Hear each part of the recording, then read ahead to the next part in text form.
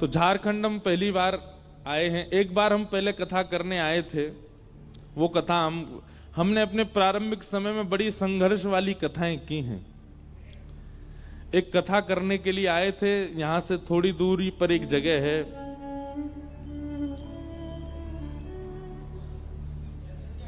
चंदन क्यारी, बोकारो के पास में। और हमारा जो स्थान रुकने का था वो था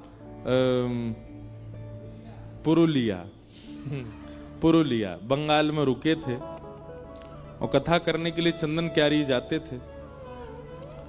वो कथा हम भूल नहीं सकते, बहुत सुंदर कथा हुई थी। रात में होती थी कथा 7 बजे से 11 बजे तक, और हम पुरुलिया से जाते थे कथा करने। 1.5 घंटा लगता था।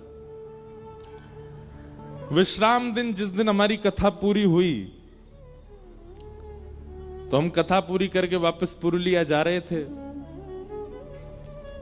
रास्ते में गुंडे पड़ गए पीछे। उनको लगा व्यास जी दक्षिणा लेके जा रहे होंगे।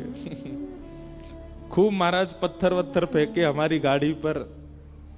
और ज्यादा पुरानी बात नहीं है, 4-5 साल पहले की बात है। और भाई हमारे ड्राइवर साहब से हमने हाथ जोड़े, मैंने के इकलौते हैं, अपनी मैया के दौड़ाओ गाड़ी। और थोड़ी दूर पर जब बंगाल बॉर्डर आ गया, बंगाल में प्रवेश करते ही वो लोग वापस लौट गए, नहीं तो उस दिन पता नहीं क्या होता। तो ऐसी ऐसी कथाएं हमने अपने जीवन में की हैं। उन सब का ही प्रभाव। देखिए, एक बात बहुत याद रखिएगा, कोई बहुत संघर्ष नहीं किया है इसलिए हम कोई अपनी प्रशंसा नहीं कर रहे हैं, पर जीवन में आने वाले तनिक संघर्ष को भी व्यक्ति अगर ठुकराए ना, सह ले, तो उस संघर्ष का फल आगे चल के मीठा ही मिलता है, उसको आनंददायी लगता है।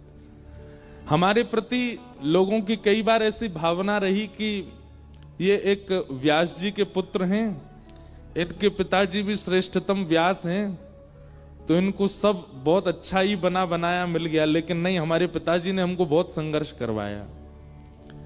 अगर कहीं अव्यवस्थित रूप से भी कथाओं का निमंत्रण होता था तो हमारे पिताजी आज्ञा करते थे, जाइए करके आइए।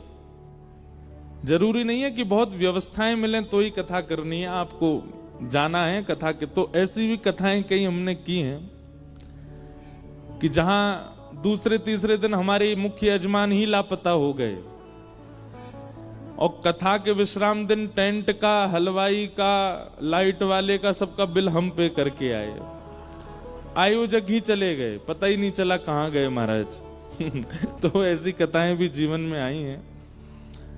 संस्कृत में एक शब्द है सहते, और सहते शब्द का अर्थ होता है सहना।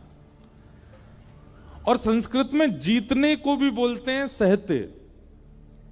मतलब अगर कोई व्यक्ति सह रहा है तो उसके लिए भी सहते शब्द का प्रयोग है, और कोई व्यक्ति जीत रहा है तो उसके लिए भी सहते शब्द का प्रयोग है। हमारे महाराष्ट्र के संत श्री विनोबा भावे कहते हैं, इसका अर्थ क्या है? जो सहेगा वही जीतेगा।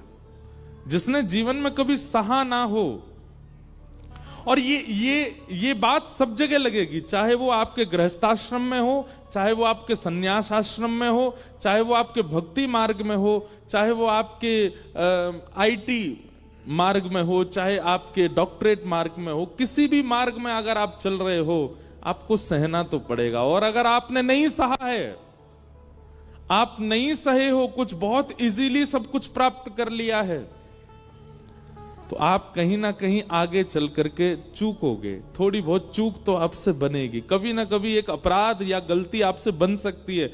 इसलिए ठाकुर जी से यह भी प्रार्थना कीजिए कि नाथ मैं जिस मार्ग में हूं उसमें पहले मुझको थोड़ा सहन करवाइए, ताकि आगे चल करके मुझसे दिक्कत ना बने।